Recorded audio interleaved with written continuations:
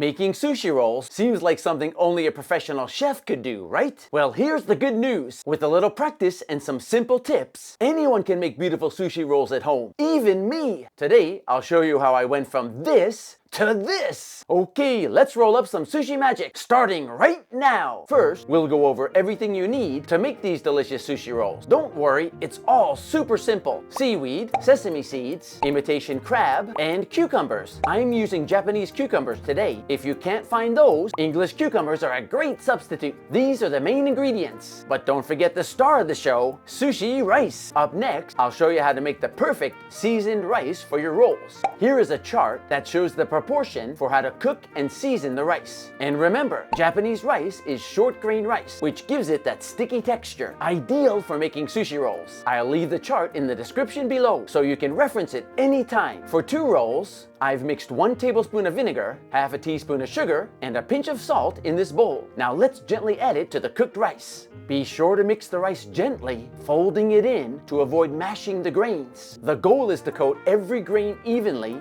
while keeping the rice fluffy and light. This seasoned sushi rice adds that classic tangy flavor that makes sushi rice so irresistible. Now let it cool to room temperature and we'll be ready to roll. So my first attempt at making sushi rolls, well, let's just say it wasn't perfect. I started with imitation crab mixed with mayo and avocado slices. But as soon as I tried to cut the rolls, the knife was way too dull. The roll got squished and the imitation crab was spilling out the sides. Man, I need a sharper knife. I quickly realized this was not going to work with a blunt knife. I decided to go back to basics and fix the problem. So I picked up this cheap knife sharpener from Daiso. Daiso is a popular 100 yen store here in Japan. It's a simple tool, but it did the job. Sharpened that knife right up. With a sharp knife in hand, I was ready to give it another shot. But now, I decided to switch things up a bit. This time, I used canned tuna for the filling, but it was way too loose. As soon as I tried to roll it up, the tuna started slipping out the sides. I quickly realized that soft fillings like tuna can be tricky for beginners. They don't hold the roll together well, and cutting it was another problem, even with a sharp knife.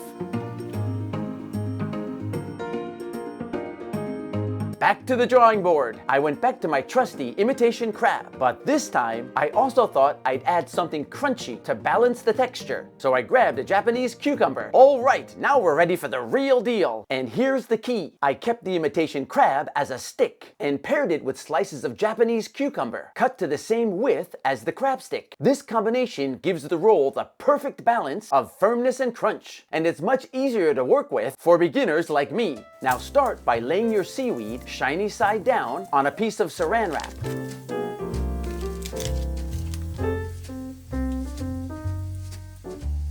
Then, spread the sushi rice evenly over the seaweed. As you're spreading the rice, make sure to cover it completely, right up to the edges. If you leave any gaps, the roll might have bald spots where the seaweed shows through, and it won't look as polished. Next, I sprinkle a generous amount of sesame seeds over the rice for that extra flavor and crunch. Now, place another piece of saran wrap over the rice and gently flip the whole thing over.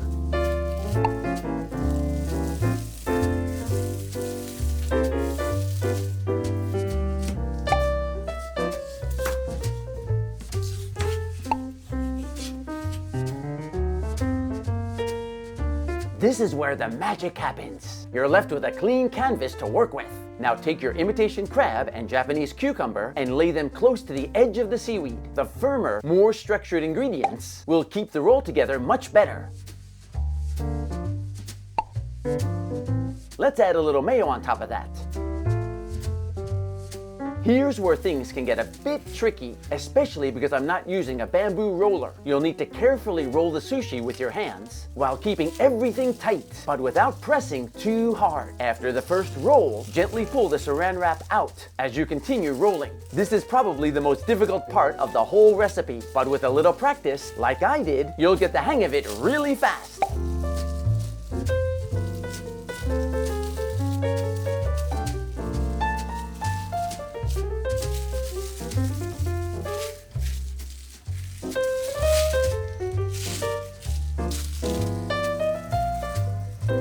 Now comes the cutting part. Start by cutting the roll in half in the middle. This gives you 2 halves. Then take each half and cut it into half, and then do that one more time.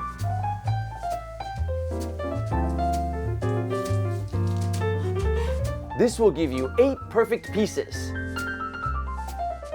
To finish, I place the rolls onto a nice serving plate. I love using a sleek black plate like this because it really makes the colors of the sushi stand out and gives the rolls that professional restaurant quality look. Here's the final result. Not bad, right? The best part is, these rolls are totally customizable, perfect for parties or a fun night at home. Let me know in the comments below what fillings you'd put in your sushi roll. I'm always looking for new ideas to try. Okay, the taste is in the pudding, they say. So what I have right here, some soy sauce and wasabi. Gotta have them match there. Okay, look once more. Guys, if I can do this, you can too. All right, here we go, let's try this. Little soy sauce, little wasabi.